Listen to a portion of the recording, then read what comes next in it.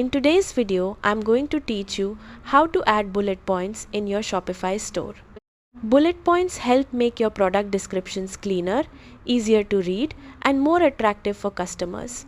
So let's get started. First, log into your Shopify admin dashboard. Once you're on the home page, look at the left sidebar and click on Products. Now choose the product you want to edit from your product list. After opening the product page, scroll down to the description section. Inside the description box, highlight the text you want to turn into bullet points.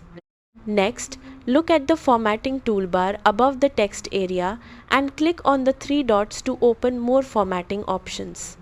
From the expanded menu, click on the bulleted list icon. Your selected text will instantly turn into bullet points. You can also press Enter after each bullet point to create additional points and organize your product features more clearly.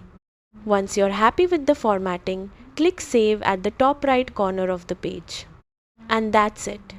Your Shopify product description now includes clean and professional bullet points that make information easier for customers to read.